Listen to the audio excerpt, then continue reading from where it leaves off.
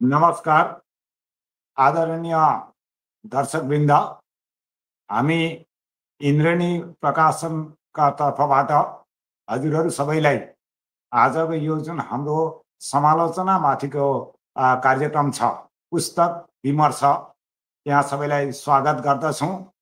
र आज हामीले असमकी एक प्रख्यात कवि, उपन्यासकार, समालोचक, निबन्धकार, पी बरुवा कलेज की असमिया विभाग की अध्यापिका डाक्टर इन्दुप्रभा देवी को तबेलामा घोडाहरू यो पुस्तक विमर्शको लागि हामीले ल्याएका छौं। र हामीले यस विमर्शको लागि आज भारतका एकजना प्रख्यात कवि, साहित्य अकादमी पुरस्कार विजेता, बिजनबारी महाविद्यालयका पूर्व अध्यापक मनप्रसाद सुब्बाज्यू उहाँलाई निम्ताएका छौं। हामी जान्दछौं मनप्रसाद सुब्बाज्यूले भारतीय नेपाली कवितामा एउटा नयाँ मोड ल्याउनु भएको छ। उहाँका हालसम्म 11वटा कृति प्रकाशित भइसकेका छन्, कविता कृति मात्र। र बिब्ल्याटो युग भित्र कार्टुन मान्छेहरू, कुख्याचाहरूका देशमा, उसमा, आदिम बस्ती, ऋतु क्यानभासका रेखाहरू, अक्षर अर्केस्ट्रा, किनाराका आवाजहरू, यो किनाराका आवाजहरू चाहिँ उहाँले रेमिका थापासँग संयुक्त रूपले प्रकाश गर्नुभएको हो। त्यसपछि भुइँफुट्टा शब्दहरू, नेति फुङको बास्ना, मनप्रसाद सुब्बाका प्रतिनिधि कविताहरू र पञ्चतन्त्रको पालाम, यी 11वटा उहाँका कविता कृतिहरू भारतीय नेपाली साहित्यलाई उहाँले दिइसक्नु भएको छ। उहाँले एउटा उपन्यास पनि प्रकाशित गरिसक्नु भएको छ, त्यो मोडसम्म पुगेका मान्छे, कथा सङ्ग्रह छ मिसाम, र एउटा उहाँको समालोचना कृति पनि छ काव्यस्थ। मनप्रसाद सुब्बाका हरेक कृतिका कविताहरू विशेषता लिएर आएका छन्। एउटा कृति पछि अर्को कृति पढ्दा हामी अर्कै कुनै लेखकको कृति पढे जस्तो लाग्छ। र उहाँको जुन शिल्पको जुन निपुणता हो त्यसलाई सबैले हामीले स्वीकार गर्नु पर्छ। समालोचनाका क्षेत्रमा पनि उहाँको कलम अत्यन्त खप्पिस देखिन्छ। र म आजको यस कार्यक्रममा मनप्रसाद सुब्बाज्यूलाई हार्दिक स्वागत गर्दछु। नमस्कार, धन्यवाद बराल भाइ। नमस्कार सर। अब हामी मूल विषयवस्तु तिर लम्कन्छौँ र हामी सबैलाई थाहा भइसक्यो, हामी आज डाक्टर इन्दुप्रभा देवीको तबेलामा घोडाहरू 2018 सम्म प्रकाशित यस पुस्तकलाई समालोचनामा ल्याएका छौँ। र इन्दुप्रभा देवी असमकी एक प्रख्यात कवि हुनुहुन्छ। उहाँको सपनाको ज्वरो पहिलाउँदै 100 लिमारी, ती पाइलाहरू, तबेलामा घोडाहरू, यी कविता कृतिहरू प्रकाशित छन् भने उहाँले उपन्यास अनुहारभित्रको आकाश, उहाँको उपन्यास पनि प्रकाशित भइसकेको छ। समालोचनाका पुस्तकहरू उहाँले प्रकाशित गरिसक्नु भएको छ। धेरै असमिया पुस्तकहरूको पनि उहाँ सर्जक हुनुहुन्छ। सम्पादनका क्षेत्रमा पनि उहाँ अत्यन्त खप्पिस हुनुहुन्छ। र यस्तै एक बहुआयामिक प्रतिभाकी कवि डाक्टर इन्दुप्रभा देवीको तबेलामा घोडाहरू, यसको समीक्षा असमेली नेपाली समालोचना खण्ड 3 मा मनप्रसाद सुब्बाज्यूले लेख्नु भएको छ। र त्यसैको आधारमा हामी आज इन्दुप्रभा देवीको तबेलामा घोडाहरू भित्र के कस्ता कुराहरू छन्, त्यसको विशेषताहरू के छन्, यी कुराहरू छलफल गर्छौँ।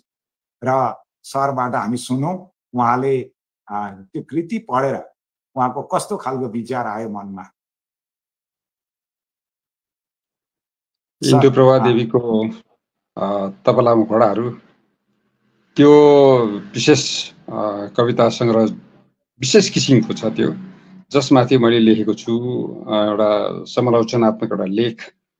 र त्यो लेख सायद लेखिने थिएन पनि होला, तर हाम्रा रुद्र बराल भाइ एउटा विशेष त्यो उहाँहरूको योजना मुताबिक जुन एउटा पुस्तक समालोचनाको असम नेपाली समालोचना यस्तै विशेष योजना अनुसार त्यसको निमित्त उहाँले मलाई एउटा समालोचना लेख्ने आग्रह गर्नुभएकोले मात्र चाहिँ मैले अब के विषयमा लेख्ने भन्दा सोच्दाखेरि मलाई इन्दु प्रभाको त्यो तबेलामा घोडाहरू चाहिँ मलाई पहिल्यै एकपल्ट पढेकोले गर्दा निकै त्यो मलाई राम्रो लागिरहेको थियो र त्यो माथि नै केही भन्नुपर्छ किनभने ती कविताहरू एक विशेष किसिमका कविताहरू त्यहाँनिर छन्। त्यहाँ मैले जुन चाहिँ समालोचनात्मक मेरो लेखमा ती कविताहरूलाई खुट्याएर अर्थात् ती कविताका विशेषताहरूलाई पहिल्याएर चाहिँ मैले त्यहाँ आफ्ना कुराहरू राखेका छु र विशेष कुरा चाहिँ के हो भनेदेखि यो त्यो कृतिलाई अन्य समालोचकहरूले विज्ञ समालोचकहरूले प्राज्ञिकहरूले विभिन्न दृष्टिले हेर्नै सक्छन् किनकि एउटा कृतिलाई हेर्ने अनेक परिप्रेक्ष्यहरू हुन्छन्, अनेक सैद्धान्तिक बाटाहरू हुन्छन्। अनि तर मैले चाहिँ त्यस कृतिमा विशेष मलाई आग्रह गरेको त्यो तबेलामा घोडाहरूका कविताहरूले मलाई विशेष रूपले आग्रह चाहिँ के गर्यो भनेदेखि त्यहाँभित्र रहेको विशेष जुन एक किसिमको विशेष किसिमको स्वर छ, विशेष किसिमको जुन भाव छ र विशेष किसिमको अभिव्यक्ति छ जुन चाहिँ त्यो अभिव्यक्तिलाई चाहिँ विशेष किसिमले हेर्नुपर्ने र त्यो विशेष किसिम के हो भन्दाखेरि चाहिँ मैले त्यहाँनिर त्यो उत्तर औपनिवेशिक जुन एउटा दृष्टि छ है, त्यो उत्तर औपनिवेशिक दृष्टि त्यो यति राम्रोसँगले आएको देखेँ मैले त्यहाँ ती कविताहरूमा र उत्तर औपनिवेशिक जुन चाहिँ चेत कविमा अन्तर्निहित रहेको त्यो ती कविताहरूका पंक्तिमा बडो गजबले आएका छन् क्या त। र तिनको मूल्याङ्कन चाहिँ त्यो दृष्टिबाट भयो भनेदेखि ती कविताहरूको सही मूल्याङ्कन हुन्छ भन्ने मलाई लागेर त्यो दृष्टिबाट मैले त्यहाँ हेर्न खोजेको मात्र हो। सरले यहाँ एउटा कुरा भन्नुभएको रहेछ समालोचनाको पहिलो नै, कविताको रूप अनियन्त्रित चुहिने पानी होइन र यो चाहिँ मलाई अत्यन्त महत्त्वपूर्ण कुरा लाग्यो। उहाँले चाहिँ खुब नियन्त्रित तरिकाले सोचेर हजुर लेख्नुभएको छ भन्ने खालको कविताको रूप अनियन्त्रित चुहिने पानी होइन यो कुरो भन्नुभएको रहेछ र यो चाहिँ कता कता तपाईँको वर्ड्सवर्थको स्पन्टेनियस ओभरफ्लो अफ पावरफुल फिलिङ्स भन्ने कुरासित चाहिँ अलिकति कन्ट्राडिक्ट गर्नुभएको छ तपाईँले र यो चाहिँ अलिकति इन्दुको कविताको प्रसङ्गमा अलिकति तपाईँ भन्नुहोस् न। होइन, कविता भन्ने कुरो अब जस्तै वर्ड्सवर्थले भनेको के अरे परिभाषित गर्नु खोजेको जुन कुरा छ होइन, स्पोन्टेनियस ओभरफ्लो भन्ने जुन कुरा छ नि है, poetry is the spontaneous overflow of the के अरे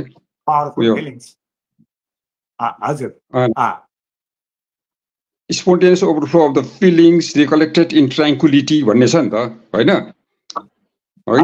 spontaneous overflow of the feelings. अब त्यति मात्र भनेको बादेखि चाहिँ त्यो परिभाषा अर्कै हुने थियो वर्ड्सवर्थको, तर दुईटा शब्द थपेको छ त्यहाँ क्या वर्ड्सवर्थले, रिकलेक्टेड इन ट्राङ्क्विलिटी भनेको छ क्या हो।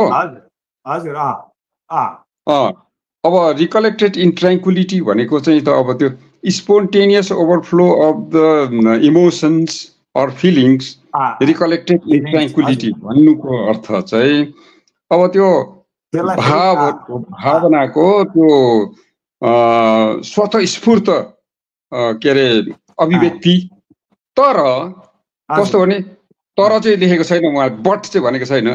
रिकलेक्टेड इन ट्राङ्क्विलिटी भन्ने दुईटा शब्द छ नि, त्यो चाहिँ बडो गजबको छ क्या। रिकलेक्टेड इन ट्राङ्क्विलिटी भनेको चाहिँ एकदम शान्त अवस्थामा चाहिँ त्यसलाई के अरे उयो गरेको सम्झना गरेको क्या त है, पुनर्स्मरण गरेको हैन। रिकलेक्टेड भनेको चाहिँ पुनर्स्मरण हो नि त है। अन्त शान्त अवस्थामा इन ट्र्याङ्क्विलिटी भनेछ, शान्त अवस्थामा चाहिँ त्यसलाई पुनर्स्मरण गरेको। अब अघिल्लो त्यो जुन चाहिँ वर्डसवर्थको जुन चाहिँ डेफिनिसन छ नि त्यो नै एकदम कन्ट्राडिक्टरी छ क्या, आफैमा कन्ट्राडिक्टरी छ।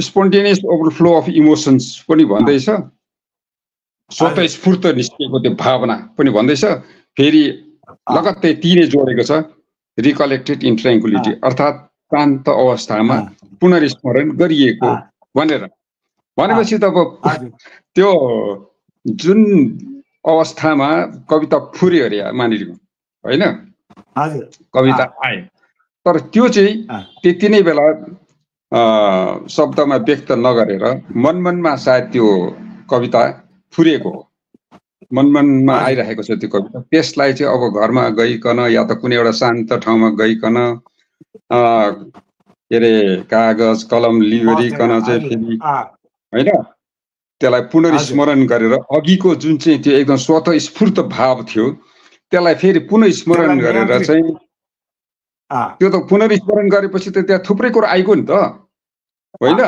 शब्द चयनको कुरा आउँछ, नियन्त्रित भइगयो नि होइन।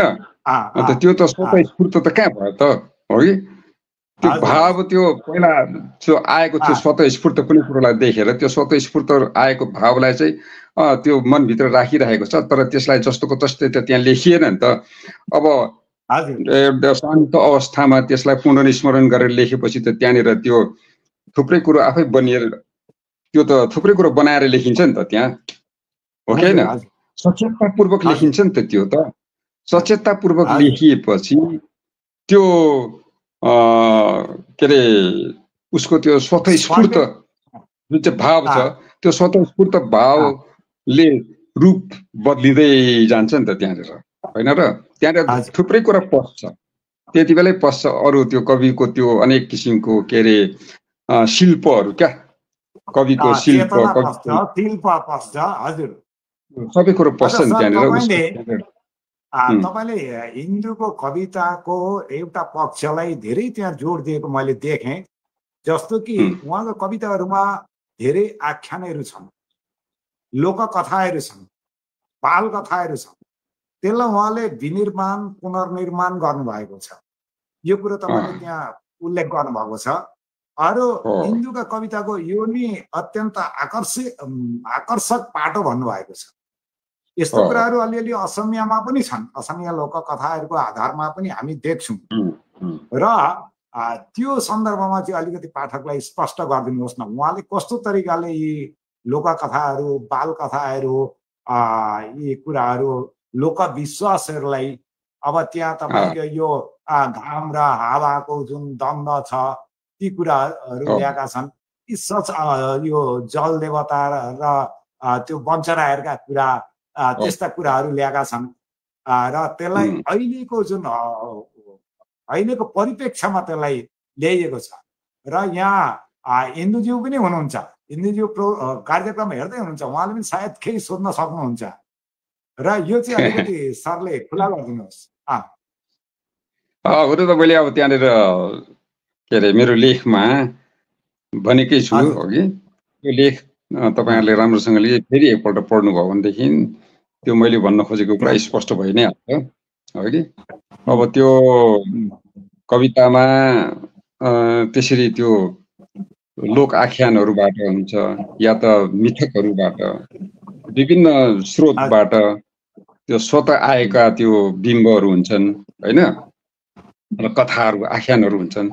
तिनीहरूलाई अब तिनीहरू कवितामा पस्न खोज्दाखेरि, कवितामा त्यो प्रवेश गर्दाखेरि त्यो त्यही रूपमा आउँदैन हो कि।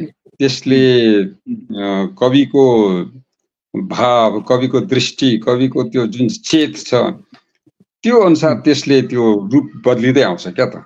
अब त्यो जुन एउटा गजबको मजाको त्यो उयो छ नि, त्यो हाँडी फोड्ने खेल होइन, हजुर हजुर त्यो हाँडी फोर्ने खेल बडा गजबको त्यो कविता छ क्या त, हो कि?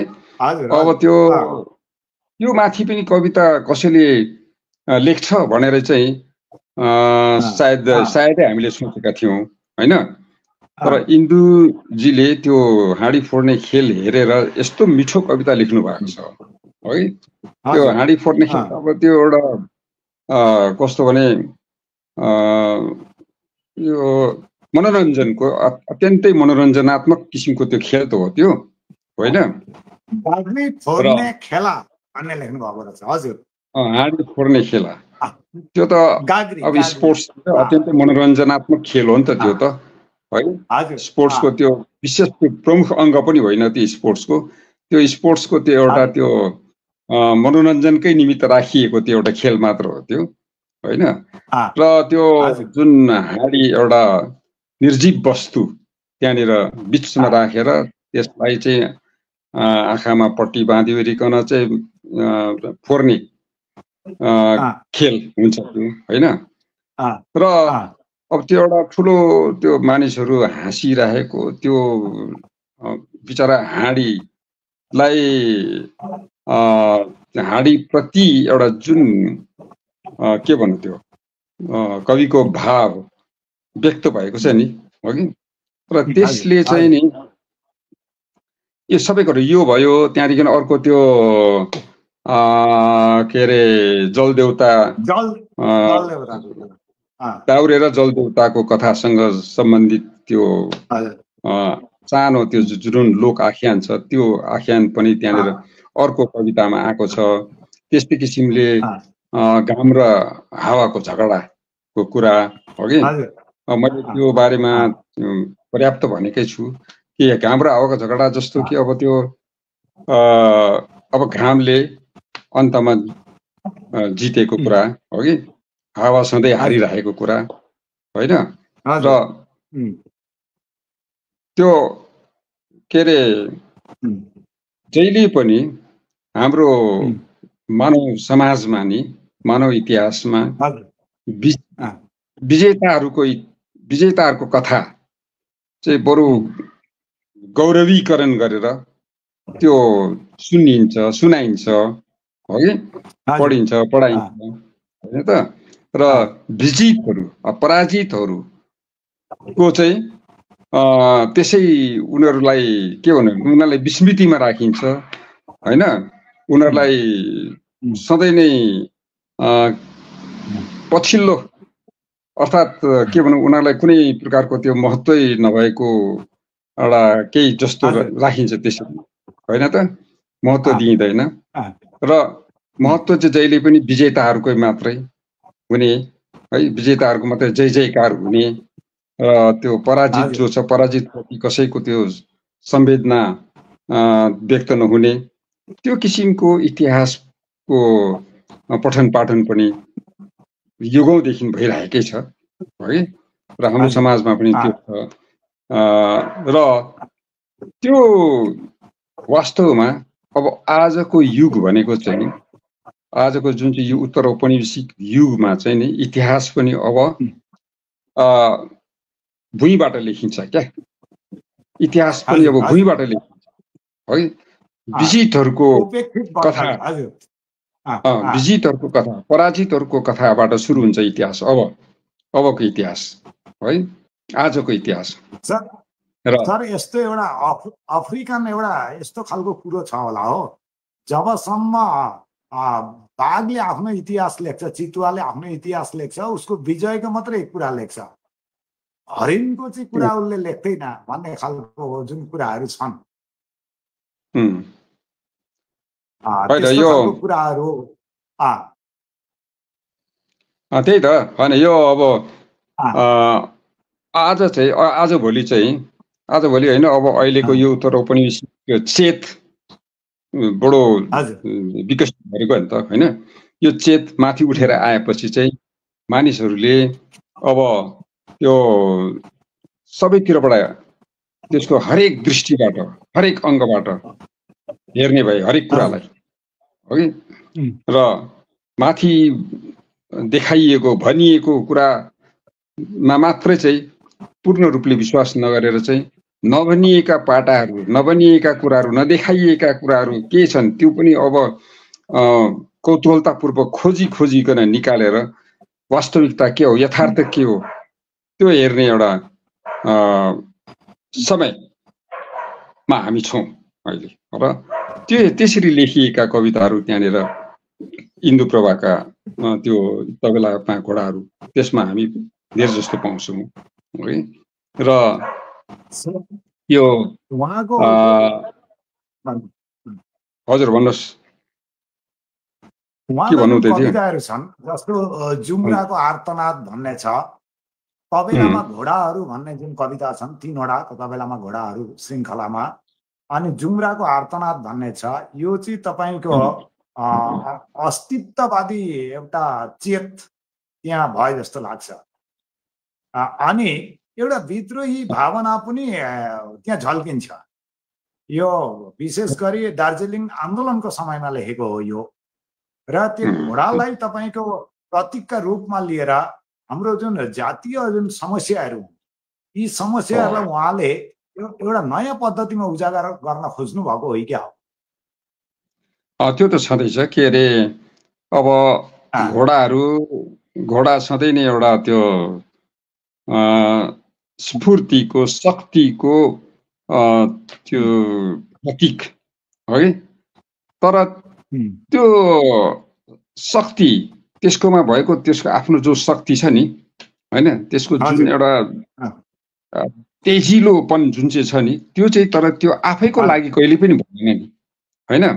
त्यो आफ्नैको लागि चाहिँ भएन, त्यो सधैँ नै त्यसको स्वामीको लागि, त्यसको मालिकको लागि नै मात्र त्यसको शारीरिक शक्ति, त्यसको स्फूर्ति, त्यसको तेजिलोपन, हरेक कुरा चाहिँ त्यसको मालिकको लागि भयो नि त। त्यसको आफ्नै लागि चाहिँ भएन नि त।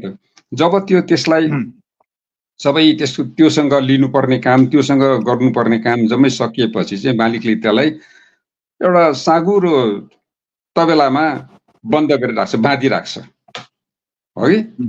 र त्यो तबेलाबाट निस्केर त्यो आफू खुसी त्यसले केही गर्नु त्यो आफू खुसी गएर दौडेर आफ्नै इच्छाले दौडिने त्यसले कहिल्यै पनि सुयोग पाएन हो कि। त्यस्तो कहिल्यै पनि हुनै सकेन। र ती घोडाहरू जो चाहिँ मालिकको दमन चुपचाप स्वीकारेर बसिरहेका छन् होइन। र तपाईँले भन्नुभयो जस्तै हामी के अरे अर्थात् यो पददलितहरू अब तपाईँले भारतीय नेपालीको सन्दर्भमा भन्नुभयो भने भारतीय नेपालीको अवस्था पनि झन्डै त्यस्तै भयो है, त्यस्तै भइरहेछ। र अब त्यो कविता मार्फत चाहिँ एक प्रकारको कविको चाहिँ के पनि छ भने अब त्यो घोडाहरूलाई सन्देश होइन कि तिमीहरू आफै आफ्नो शक्ति आफ्नो लागि प्रयोग गर भन्ने किसिमको एउटा त्यो आग्रह पनि त्यहाँनिर परोक्ष रूपमा आएको छ होइन त। त्यसले दलितहरूलाई एउटा उत्साहवर्धक अर्थात् एउटा चेतना जगाउने काम पनि त्यो कविताले गरेकै छ। तर यो सबै कुरा पनि तर त्यही हो, मैले अघि भनिहालेँ, एउटा उत्तर औपनिवेशिक चेत हो यो क्या, पोस्ट कलोनियल जुन चाहिँ त्यो आफ्ना समस्याहरू अगाडि ल्याउनु त्यो हो नि त। र अब सधैँभरि यसरी दमित भएर दलित भएर बसिरहने होइन र आफ्नो त्यो दलन मलनको अवस्थाबाट माथि उठ्ने हो, उठेर चाहिँ आफै आफ्नो स्वामी हुन सक्नुपर्छ भन्ने एउटा त्यो सन्देश पनि त्यो कविताले चाहिँ दिन्छ नै अवश्य। तर यो सन्देश दिनु, कविताले सन्देश दिनु भन्ने कुरा भन्दा पनि सबभन्दा ठुलो कुरो चाहिँ कविता चाहिँ एउटा यो हो नि त, कला हो नि त होइन। कला सृजना हो नि त है, एउटा सृजनात्मक कला हो त्यो। त्यसले गर्दाखेरि चाहिँ यो कुरा त अब जसले पनि भन्नु सक्छ नि त, भनिरहेकै छ नि, नेताहरूले पनि भनिरहेको छ, साधारण मान्छेले पनि भनिरहेको छ, तिमीहरू किन यसो गर्छौ, उसो गर, उस्तो गर इत्यादि, त्यो जसले पनि भन्नै सक्छ। तर त्यसलाई कवितात्मक अभिव्यक्ति दिनु होइन, एउटा त्यो कलाको रूप दिनु, जुन कला चाहिँ सधैँभरि त्यो कलाले चाहिँ हामीलाई भित्र कता छोइरहन्छ, भित्र हाम्रो चेतनालाई चस्काइरहन्छ त्यसले, होइन त? त्यो हो नि त। त्यसले गर्दा त्यो कवितामा त्यो भन्नु भनेको चाहिँ अब त्यो कलाको सृजना हुनु हो नि त त्यहाँनिर चाहिँ, है? र त्यस्ता कुराहरूलाई लिएर पनि त्यहाँनिर एउटा राम्रो कविता सृजना भएको छ। राम्रो कविता सृजना भएको छ भन्नुको अर्थ चाहिँ राम्रो एउटा पेन्टिङ, एउटा राम्रो के अरे उयो चलचित्र जस्तो, एउटा राम्रो चित्र जस्तो त्यहाँनिर सृजना भयो होइन, एउटा राम्रो सङ्गीतको धुन सृजना भएको जस्तो हो नि त। त्यो त कला हो नि त। र यो उनको जुन कलात्मक खुबी छ कविको, त्यसलाई चाहिँ अब हामीले बुझ्ने हो, त्यसलाई चाहिँ हेर्ने हो। उहाँको जुन हिन्दू प्रभाको जुन कविताहरू हो, तपाईँले भनेकै कुरामा म अलिकति थप्दैछु। अब यो नारी समस्या लिएर जुन कविताहरू लेख्दैछन् भारतीय नारीहरूले, हामी देख्छौँ आसाममा पनि धेरै नारीहरू उठ नारी, जाग नारी, हामी यसो गर्नुपर्छ भन्ने खालको कुराहरू चाहिँ कवितामा धेरै हामी पाउँछौँ, सोझो नारा पाउँछौँ नारी समस्यालाई लिएर। तर हिन्दू प्रभाको जुन कविताहरू हुन्, यहाँ नचिनिने लासको भाषा, जुम्राले जन्माएको आर्तनाद, यी धेरै कविताहरू छन् जुन कविताहरूले चाहिँ नारी समस्याको एकदम जटिल कोणसम्म पुगेर अत्यन्त काव्यिक तरिकाले त्यसलाई प्रभावी तरिकाले उहाँले प्रेजेन्ट गरेर ल्याउनु भएको छ पाठकका अगाडि। र त्यो कुरो तपाईँले हजुर हिन्दू प्रभा होइन, हिन्दू प्रभा कवि भएकै कारण, कवि भएको नै त्यही कुराहरूले हो नि त। हो, हिन्दू प्रभाले त त्यसै त्यो शब्दमा सामान्य अभिव्यक्ति मात्र दिएको होइन नि त। हो, हिन्दू प्रभाले त ती शब्दहरूद्वारा उनले त एउटा त्यहाँ कला सृजना गरेका छन् है, कला सृजना भएको छ। अत्यन्तै कस्तो भने कालजयी किसिमको कला त्यहाँ सृजना भएको छ नि त। अब त्यो नचिनिने लासको त्यो कथा जुन चाहिँ छ नि होइन, त्यो नचिनिने लासको भाषा कि के अरे त्यसको शीर्षक हो कि त्यो नचिनिने लासको भाषा। हजुर। अब त्यो जुन किसिमको त्यो अब अहिले नारीवादी लेखनमा नारीवादको भावलाई लिएर नारीको पक्षमा विभिन्न प्रकारका भावहरू, विभिन्न प्रकारका कुराहरू कविताका रूपमा, कविताको नाममा भनौँ न, कविताको नाममा आइरहेका छन् होइन। तर कविता त ती सबै कविता हुन् कि होइनन् त्यो हेर्न पर्ने बेग्लै कुरा हो होइन। तर हिन्दू प्रभाले लेखेको छ नि त्यो। एक मिनट सर, यही कुरो तपाईँले यो डुवर्सको एउटा कार्यक्रममा भन्नुभएको थियो। कतिपय कविता भएका छन्, कतिपय कविताको छेउमा पुगेका छन्, कतिपय कवितै भएका छैनन्। यो कुरो तपाईँले गरे जस्तो लाग्छ मलाई एउटा कार्यक्रममा। र हिन्दू प्रभाका चाहिँ सबै नै कविता भएका छन् जुन हो त्यो जुन नचिनिने लासको भाषा, त्यसलाई अब त्यो नारीवादी त्यो भाव नै छ त्यहाँ, नारी प्रतिको एउटा जुन संवेदनशीलता छ होइन। र त्यो चाहिँ त्यो सबैमा हुनसक्छ नारी प्रतिको, अर्थात् त्यो एउटा त्यस्तो अवस्थामा भएको नारी, अर्थात् त्यस्तो अवस्थामा पारिएको, त्यस्तो अवस्थामा फालिएकी नारी प्रति संवेदना सबैको हुनसक्छ। त्यो संवेदना कसैको अत्यन्त तीव्र हुनसक्छ, कसैको संवेदना छिपछिपे हुनसक्छ, कसैको संवेदना अत्यन्त गम्भीर किसिमको हुनसक्छ।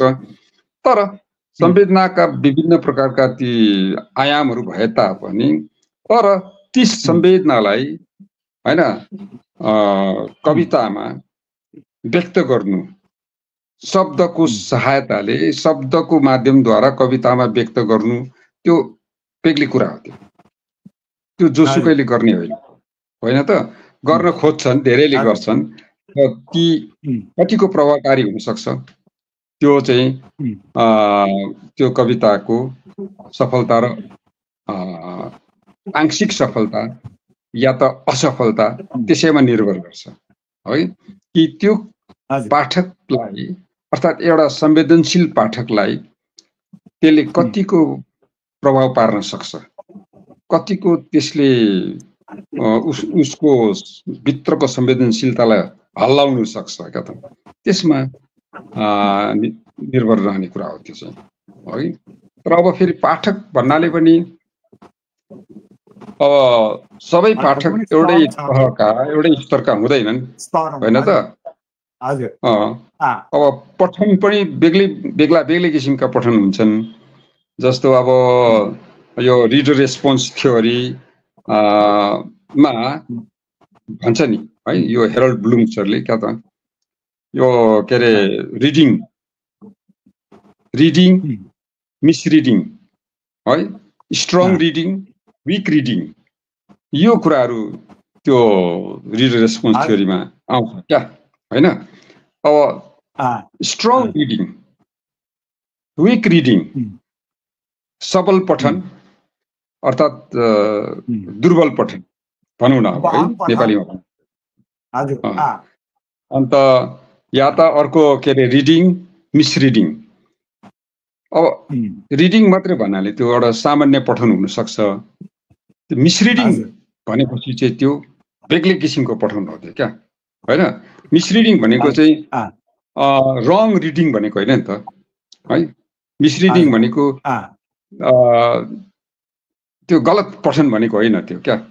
मिसरिडिङ भनेको अर्थात् त्यसलाई हामी नेपालीमा विपठन भन्दै आएका छौँ होइन। विपठन भन्छौँ। विपठन भन्नुको अर्थ चाहिँ त्यो के अरे त्यो दुर्बल पठन भनेको होइन, अर्थात् गलत पठन भनेको पनि होइन नि त। विपठन भनेको चाहिँ त्यो कुनै कृतिलाई पढ्दाखेरि त्यो चाहिँ त्यो अत्यन्तै सृजनात्मक किसिमको पठन क्या, क्रिएटिभ किसिमको रिडिङ। एउटा स्ट्रङ रिडर जो हुन्छ नि, स्ट्रङ रिडरले चाहिँ स्ट्रङ रिडिङमा चाहिँ नि मिसरिडिङ गर्छ क्या।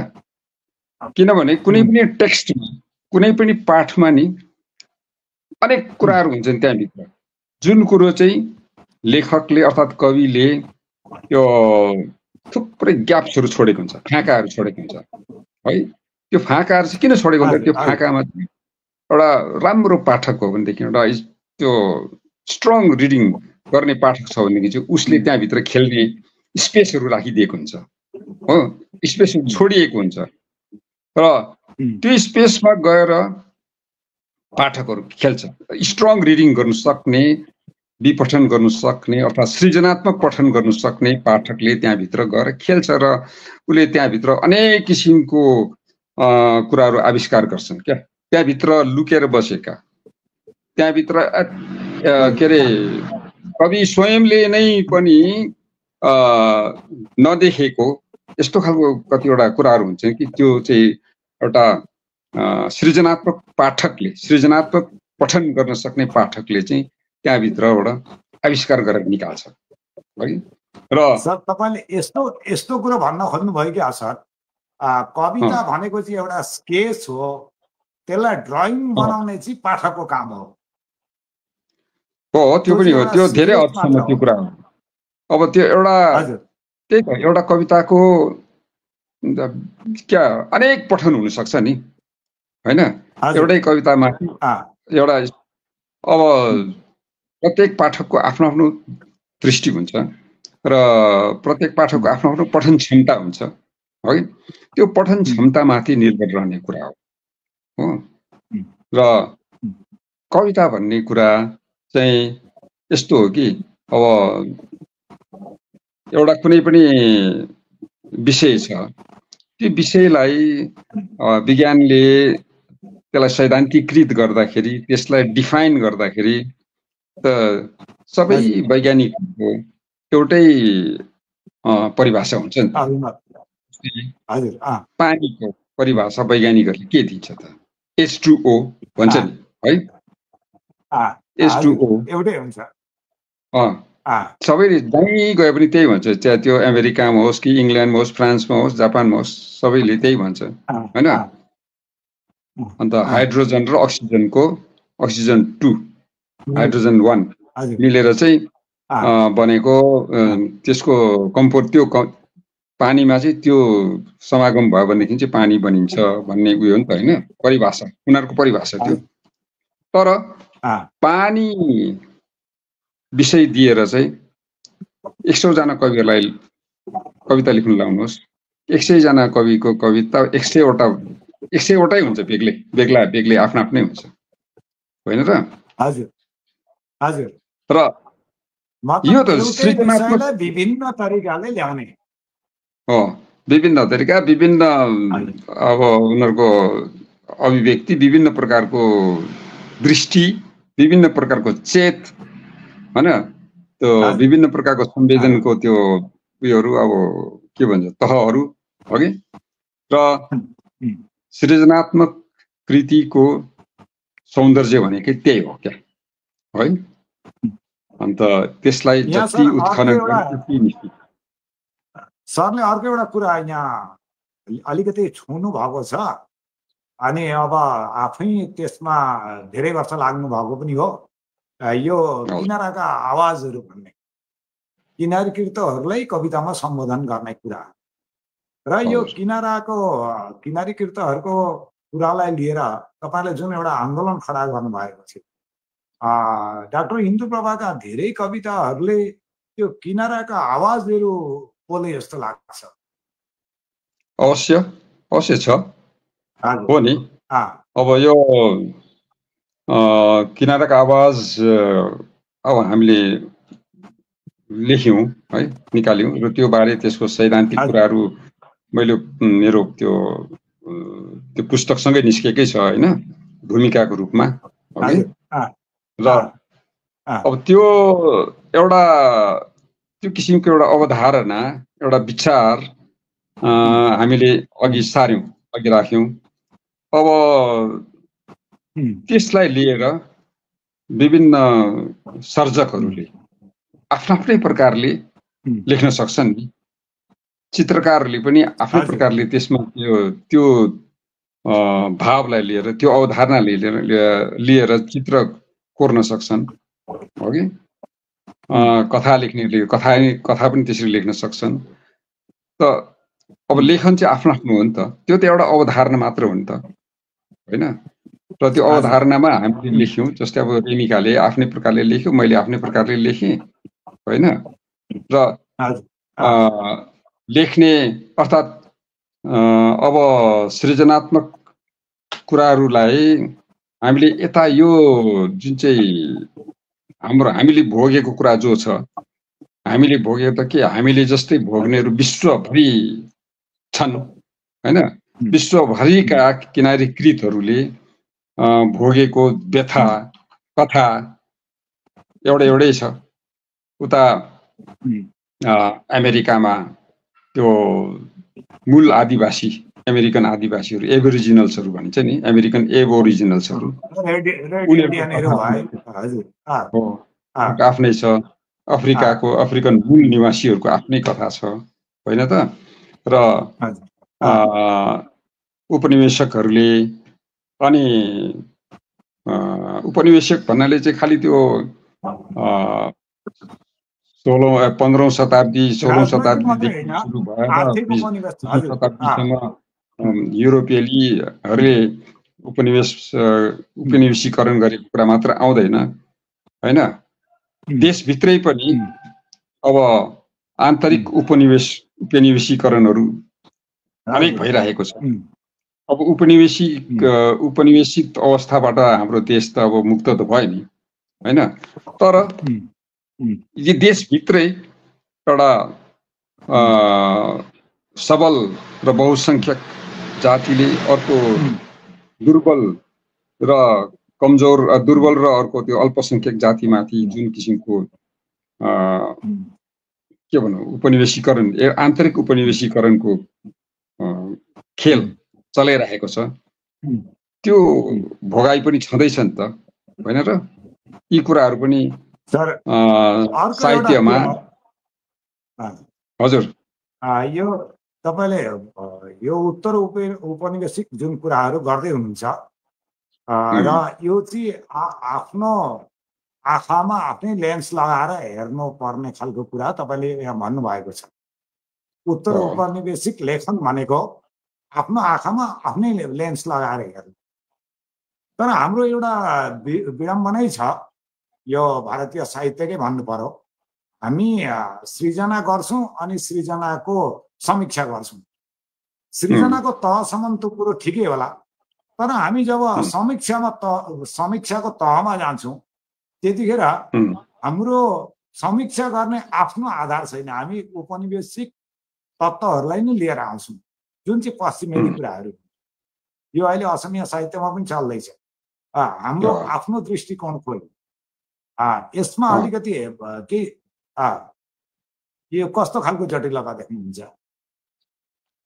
हो, त्यो मौलिक दृष्टि भन्ने कुरो होइन, एउटा आफ्नो दृष्टि हो कि अरूले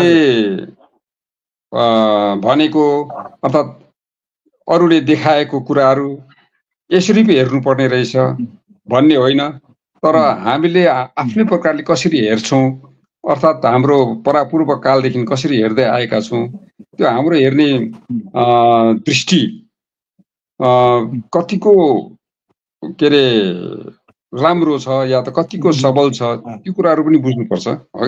अब हेर्नुहोस् है, यो उपनिवेश कालमा विशेष गरेर अब युरोपेलीहरूको उपनिवेशीकरण भयो विश्वभरि नै है। र अब युरोपेलीहरूको उनीहरूले उपनिवेश के अरे अफ्रिकामा, एसियामा सबैतिर उनीहरूको उपनिवेशित अर्थ उपनिवेशीकरण उनीहरूको भएपछि चाहिँ उनीहरूकै मूल्य मान्यता होइन, उनीहरूकै मूल्य मान्यता उनीहरूले त्यहाँनिर स्थापित गर्दै गए है। चाहे त्यो सामाजिक मूल्य होस्, धार्मिक मूल्य होस्, या त कुनै पनि सांस्कृतिक मूल्य होस् होइन। अन्त सांस्कृतिक मूल्यहरू समेत पनि उनीहरूकै मूल्यहरू उनीहरूले अब त्यहाँ स्थापित गर्दै जाने भए, प्रचार गर्दै गए उनीहरूले होइन। त्यसो हुँदाखेरि चाहिँ अब उनीहरूको त्यो हरेक सामाजिक सांस्कृतिक हरेक किसिमको मूल्यहरू चाहिँ उनीहरूले हामीमाथि अर्थात् उपनिवेशितहरूमाथि उनीहरूले थोप्दै गए। र पछि यस्तो भयो कि उनीहरूको त्यो 150-200 वर्षको त्यो उपनिवेश कालमा त्यहाँका रैथानेहरू, त्यहाँका मूल निवासीहरूले चाहिँ साँच्चै नै अब यो उपनिवेशकहरूले जुन चाहिँ हामीलाई देखाइरहेको छ, सिकाइरहेको छ, यो कुरो नै सही कुरा चाहिँ त्यो रहेछ भन्ने कुरासम्म मान्ने भएपछि अब आफ्नो जुन मूल्य छ, आफ्नो सांस्कृतिक मूल्यलाई उनीहरूले अब पछिल्तिर राख्दै गए होइन। तर अब वास्तवमा चाहिँ त्यो होइन नि त होइन। र उत्तर औपनिवेश जब चाहिँ के अरे उत्तर औपनिवेशिक चेत बढेर आयो नि, अघि बढेर आएपछि त्यहाँदेखि चाहिँ अब फेरि बिस्तारै अब आफ्नो मौलिक जुन मूल्य मान्यता थियो, त्यो आफ्नो मौलिक मूल्य मान्यताहरू चाहिँ स्थानीय मूल्य मान्यताहरू त्योहरू चाहिँ फेरि माथि देखा पर्दै आउँदाखेरि चाहिँ आहा वास्तवमा चाहिँ यो नै रहेछ नि भन्ने कुराहरू है। अब एउटा कुरा म पहिला पनि धेरैपल्ट मैले कति ठाउँ गरेको, जस्तै कि अब यो युरोपेलीहरू उनीहरूको अब कम्प्लेक्सन गोरो वर्णको होइन त, गोरो वर्णको भएकोले गर्दाखेरि चाहिँ उनीहरूले हामीलाई माथिबाट थोपेको, उनीहरूले हामीलाई सिकाएको, हामी माथि प्रभुत्व जमाएर चाहिँ उनीहरूको मूल्य मान्यता हामीलाई बताएको अनुसार चाहिँ सुन्दर हुनुलाई चाहिँ गोरो हुनुपर्ने रहेछ भन्ने हैन। गोरो छाला भएको नै चाहिँ सुन्दर हो भन्ने एउटा त्यो गोरोपन चाहिँ सुन्दर सौन्दर्यको उयो भयो प्रतीक भयो होइन त। अब वास्तवमा त्यो साँच्चै हो त्यो उनीहरू पो गोरो त। अन्त अफ्रिकनहरूको जुन चाहिँ एउटा कालो रङ छ, भारतीयहरूको जुन एउटा एकदम के भनौँ त्यो पनि कालै भनौँ न, भारतीयहरूको पनि है जुन चाहिँ कालो रङ छ, त्यो कालो चाहिँ के असुन्दर हो त? सौन्दर्य र त्यो सुन्दर र असुन्दर चाहिँ त्यो कालो र गोरोले छुट्याउने हो। अब यहाँनिर त्यही त्यो जुन चाहिँ उनीहरूको त्यो गोरोपनलाई नै चाहिँ सौन्दर्यको एउटा विशेष कसी उनीहरूले मानेर त्यो कुरा सिकाएपछि चाहिँ अब त्यो पछि यो उसले पनि यो कर्पोरेट सेक्टरहरूले पनि क्या त, जब उनीहरूले त्यो अनेक किसिमको त्यो कर्पोरेट त्यो प्रोडक्टहरू निकाले नि होइन, ब्युटीको त्यो प्रोडक्टहरू है, अनि यो फेयर एन्ड लभली भन्ने क्रिमहरू निकाले होइन त, फेयर एन्ड ह्यान्डसम भन्ने क्रिम पनि है।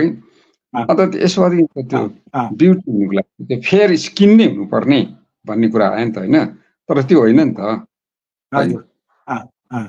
कालो वर्णको आफ्नै सौन्दर्य हुन्छ नि, आफ्नै किसिमको छुट्टै किसिमको सौन्दर्य हुन्छ हो। अब गोरो वर्णकोहरू सबै कहाँ सुन्दर हुन्छ नि त होइन र। अन्त अब अफ्रिकाको एउटा कुन चाहिँ देशमा एउटा उयो छ क्या, के भने यो घाँटीमा नि सानो त्यो नानी त्यो छोरी चाहिँ छोरीहरूलाई जन्मिँदैदेखि चाहिँ वरिपरि रिङ घाँटीमा रिङ लगाइदिने क्या त। त्यो रिङ चाहिँ उसको उमेर जति बढ्दै गयो, 1 वर्षमा एउटा रिङ, 2 वर्षमा 2टा, 3 वर्षमा 3टा, त्यो रिङ थप्दै थप्दै थप्दै थप्दै लान्छ क्या त। अन्त उनीहरूको मान्यता चाहिँ के हो भनेदेखि चाहिँ ब्युटीको मान्यता है, उनीहरूको सौन्दर्यको मान्यता चाहिँ लामो घाँटी हुने केटीहरू चाहिँ एकदम सुन्दरी हो। सुन्दरी हुनुको एउटा कसी चाहिँ त्यो एउटा क्या उनीहरूको नि हो। सुन्दर हुने भने लामो घाँटी हुनुपर्छ भन्ने क्या त है। र घाँटी लामो बनाइदिनुको लागि चाहिँ उनीहरूले रिङ चाहिँ एकदम थप्दै थप्दै थप्दै थप्दै यस्तो अस्वाभाविक किसिमको लामो त्यो क्या बनाएको हुन्छ घाँटी है। र त्यो चाहिँ उनीहरूको मान्यता हो नि त, त्यो उनीहरूको मान्यता हो। त्यो तिमीहरूले यो के गरेको भनेर पनि मिल्दैन, त्यो त उनीहरूको मान्यता हो नि त हो। र त्यसले गर्दाखेरि चाहिँ प्रत्येक जातिको, प्रत्येक ठाउँको, प्रत्येक वर्णको आफ्नो आफ्नो सौन्दर्यको मान्यता हुन्छ, मूल्य हुन्छ। अब यो तथाकथित मङ्गोलोइडहरूको हो कि, मङ्गोलोइडहरूको आँखा, चिम्से आँखा, नाक, सानो आँखा जस्तै जापानिज भयो, कोरियन भयो, चाइनिजहरू भयो होइन। अन्त यता नेपाली जातिभित्रै पनि यो राई, लिम्बू, गुरुङ, मगर इत्यादिको आँखा है अलिक चिम्से किसिमको आँखा, थेप्सो नाक होइन त, त्यस्तो हुन्छ नि त। र अब ठुलो आँखा भएको मात्रै चाहिँ सौन्दर्यको निशानी हो भनेर एउटा त्यो कतिजनाको त्यो खालको उयो छ नि, थोपाइ छ नि, सौन्दर्यको कसी थोपाइ। यो विविधतालाई स्वीकार नगर्ने, हजुर विविधता जुन हो यसलाई स्वीकार नगर्ने, हजुर अस्वीकार नगर्ने, यही त कुरा त सबभन्दा ठुलो कुरो चाहिँ। अब यो उत्तरोपनिवेशिक उसमा चाहिँ आयो यो वैविध्य भन्ने कुरो, विविधता भन्ने कुरो चाहिँ यो अत्यन्त प्राकृतिक कुरा हो र यसलाई चाहिँ हामीले स्वीकार गर्नुपर्छ र यसको नै यही चाहिँ वास्तविक मूल्य चाहिँ यो हो भन्ने कुरो हो नि त है। अब जहाँ जहाँ जस्तो जस्तो किसिमको छ त्यसलाई त्यही ठाउँको विशेषता भनेर मान्नु पर्यो या त होइन त। जुन जुन जातिको जस्तो जस्तो किसिमको। अब हामी अब इन्दुज्यूकैतिर अलिकति जाउँ। अब तपाईँले असमको नेपाली कविता पनि पढ्नु भएको छ केही मात्रामा, सिक्किम दार्जिलिङपट्टिको पनि पर्याप्त पढ्नु भएको छ, नारीका कविताहरू पनि पढ्नु भएको छ। यो आजको समयमा, आज जुन यो समकालीन 2000देखिबाट मानौँ, यो समयमा नेपाली कवितामा, समसामयिक नेपाली कविहरूमा इन्दु प्रभालाई चाहिँ तपाईँ कहाँनिर उभ्याउन चाहनुहुन्छ? इन्दु प्रभा त अब मैले अघि नै भनिहालेँ नि, अहिलेको समकालीन कविहरूमा हैन, समकालीन कवितामा इन्दु प्रभा एउटा सबल कविको रूपमा हामीले मान्नुपर्छ। यो उनको अघिल्लो सङ्ग्रह त मैले त्यति राम्रोसँगले पढेको जस्तो लाग्दैन, र उनको मैले पढेको भनेकै नै यो तबेलामा घोडाहरू हो कि। उनको त्यो अघिल्लो सङ्ग्रह चाहिँ मैले राम्रो हेरेको छुइनँ। उहाँको लिमारिकहरू थिए, 100 लिमारिक भन्ने थियो, ती पाइलाहरू भन्ने कविता सङ्ग्रह छ योभन्दा अगाडि। हजुर, त्यो किताबको जुन आधार छ तबेलामा घोडाहरू, उनको सबभन्दा पछिल्लो कविता कृति चाहिँ त्यही तबेलामा घोडाहरू नै हो होइन? हजुर हजुर। र यो पछिल्लो कृति जुन चाहिँ छ उहाँको यो निस्केको छ जलप्रपात भन्ने, अनि हिजो एउटा फेसबुकमा हाल्नु भएको छ उहाँले कामाख्यालाई लिएर लेखेको अत्यन्त सशक्त कविता एउटा हिजो आएको छ फेसबुकमा उहाँको। अहिले पनि धेरै कविता लेख्दै हुनुहुन्छ, धेरै राम्रा कविता लेख्दै हुनुहुन्छ। अहिले अलिकति कविताको उहाँको संरचनागत फरक अलिकति आउँदैछ। फेरि यो तबेलामा घोडाहरूको चाहिँ कविताहरू अलिकति छोटा छोटा कविता हुन् धेर। यसपालि तपाईँले यो आयामको कुरो पनि गर्नुभएको छ, लघु आयाम भन्ने कुराहरू पनि लेख्नु भएको छ। अहिले अलिकति लामा कविताहरू आउँदैछन्। अरू अलिकति उहाँको यो लेखाइको जुन धरन हो यो अलिक परिवर्तन भएको छ। कता कता इन्दु प्रभाको चर्चा कविताको क्षेत्रमा कम भए जस्तो अनुभव हुन्छ कि असरलाई? असममा माने असमिया साहित्यमा होइन, सामग्रिक नेपाली साहित्यमा। अहिले त अब साहित्य भनेपछि अब आसाम, दार्जिलिङ, सिक्किम के भन्नु, अहिले त इन्टरनेसनल भइसकेको छ साहित्य। किनभने सामाजिक सञ्जालमा जाने बित्तिकै सबैले भेट्छन् संसारभरि। इन्दु प्रभाका कविताहरू सायद माने जति मात्रामा पाठकहरूमा पुग्नुपर्ने त्यति पुगेका छैनन् कि हो कि, त्यो पनि हुनसक्छ। र नेपाली कविताहरू पुगे कि पुग्नु हो कि, यो तबेलामा घोडाहरू पुगेन त्यो पुग्न सकिँदैन। र मैले अघि भनिहालेँ, अब पाठकहरूले अब आफ्नो आफ्नै प्रकारले हेर्ने गर्छन् हो कि। तर अब म एकजना पाठकको हैसियतमा चाहिँ मैले जुन प्रकारले तबेलामा घोडाहरूका कविताहरूलाई पढेँ र ती कविताहरूले मलाई जुन प्रकारले प्रभाव पार्यो, त्यही कुराहरू चाहिँ मैले मेरो त्यो समालोचनात्मक लेखको रूपमा व्यक्त गरेको हो होइन। तर मलाई लाग्छ ती तबेलामा घोडाहरूको त्यो एउटै त्यो कृतिमा भएको कविताहरू मात्रले नै पनि इन्दु प्रभालाई एक सबल समकालीन कविको रूपमा चाहिँ हामी पाउँछौँ है। र अब आउने जुन उहाँको कविता लेखन छ, आउने कविताहरू जो छ, अब ती कविताहरू चाहिँ तबेलामा घोडाहरू भन्दा अझै अलिक बेग्लै किसिमका कविताहरू हुनुपर्छ भन्ने मलाई लाग्छ। क्या त हुनुपर्छ, किनभने त्यसैमा बसिरहेर त भएन नि त होइन। त्यही प्रकारको मात्रै लेखेर पनि भएन है। र आफूले नै आफूलाई नाङ्दै जानुपर्ने हुन्छ क्या कविहरूले। कवि होस् या कुनै पनि सर्जकले चाहिँ म भन्छु त्यो आफ्नो सृजनाको जुन एउटा त्यो के भन्नु एउटा माइलस्टोन छ, त्यहीँनिर अडिएर बस्ने होइन, त्यहाँदेखि अझै आफैलाई छोड्दै जानुपर्ने हो। र कुनै पनि सर्जकले के अरे कोसँग प्रतिस्पर्धा गर्ने भन्दाखेरि चाहिँ आफैसँग प्रतिस्पर्धा चाहिँ आफैसँग गर्ने हो। पहिलो प्रतिस्पर्धा नै आफैसँग गर्ने हो र आफैलाई नै छोड्दै जानुपर्ने हो। अब मैले अघिल्लो सङ्ग्रहमा मैले जहाँसम्म म जे जति जुन प्रकारले मैले लेखेँ, अब मैले आफूलाई त्यही प्रकारले फेरि लेखिरहेँ भनेदेखि चाहिँ मैले किन लेख्ने? त्यो त्यही प्रकारको त मैले लेखि त हालेँ, अब त्यही प्रकारको फेरि मैले लेख्नु हो भनेदेखि चाहिँ किन लेखिरहनु? के आवश्यकता छ र? अब लेख्ने हो भनेदेखि फेरि अलिक बेग्लै लेख्ने, भिन्दै लेख्ने, त्यो हो नि। त्यसको लागि अब अलिकति जोखिम पनि उठाउनुपर्छ। तपाईको लेखकलाई सबैभन्दा डर हुने कुरै आफूदेखि हो। आफूदेखि हो नि, किनभने एउटै स्तरमा बसिएछ भने त त्यो त एउटै सङ्कलन जस्तो भइहाल्यो।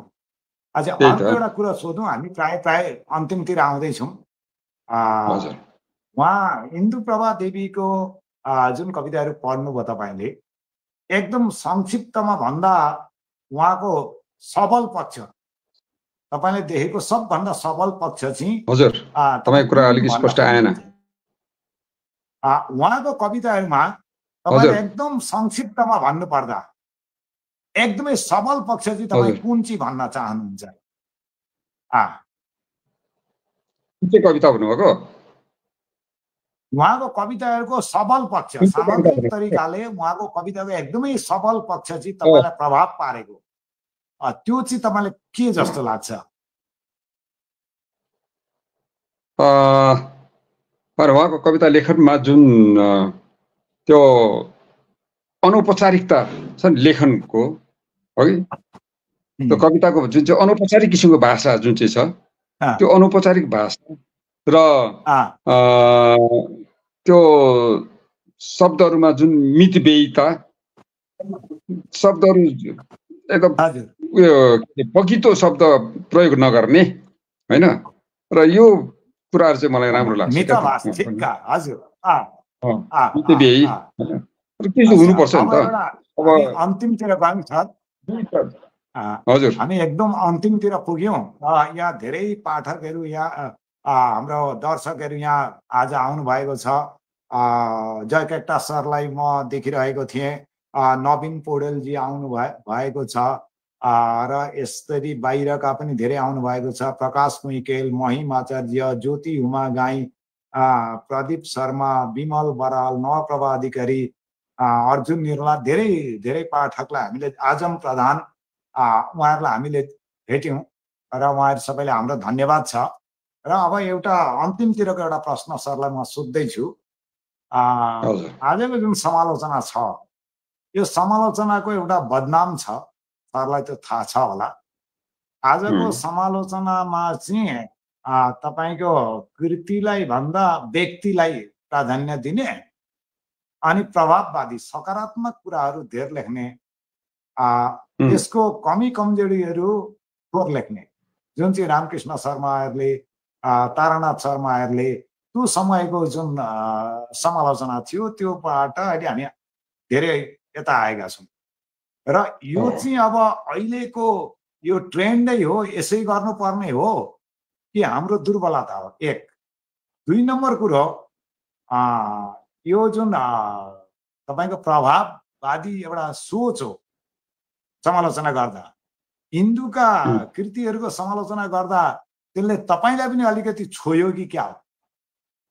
तपाईँ अहिले तटस्थ भएर भन्दाखेरि कस्तो तरिकाको भन्न खोज्नुहुन्छ? समालोचनामा यसको कमी कमजोरी, मैले नकारात्मक पक्ष भन्न खोजेको होइन, नकारात्मक र सकारात्मक भन्ने त कुरै आएन। यसको जुन कमी कमजोरीहरू हुन् वा केही सुझावहरू त्यस्तो खालको, समालोचकले तैँले यस्तो गर्नुपर्छ भन्ने खालको कुरा पनि होइन, आफ्नो दृष्टिमा।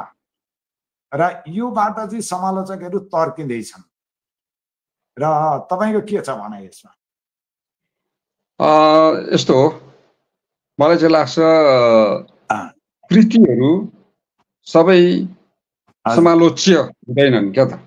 कृति पहिला सुरु चाहिँ अब समालोच्य र समालोच्य छैन यो स्तर, कोही कृतिको स्तर छुट्याउने काम सबभन्दा पहिले चाहिँ अब समालोचकले गर्नुपर्ने हो। कुनै कृतिमाथि समालोचना गर्न चाहने यो समालोचकले चाहिँ त्यो कृति चाहिँ साँच्चै समालोच्य छ, समालोचना गर्न योग्यको छ कि छैन, होइन? समालोचना गर्न योग्यको कृति छ भने मात्र चाहिँ त्यसलाई समालोचनाको निमित्त आफ्नो समय खर्च गर्ने हो कि। अनि समालोचना गर्नु पनि फेरि कस्तो भने यो पारम्परिक ढङ्गले मात्रै समालोचना गर्ने हो कि हो, पारम्परिक ढङ्गले समालोचना गर्ने हो भनेदेखि चाहिँ किन गरिरहने भन्ने लाग्छ मलाई चाहिँ। र मैले मेरो जुन चाहिँ काव्यास्था भन्ने मेरो जुन चाहिँ समालोचनात्मक लेखहरूको सङ्ग्रह छ कि त्यो 2 खण्डमा छ।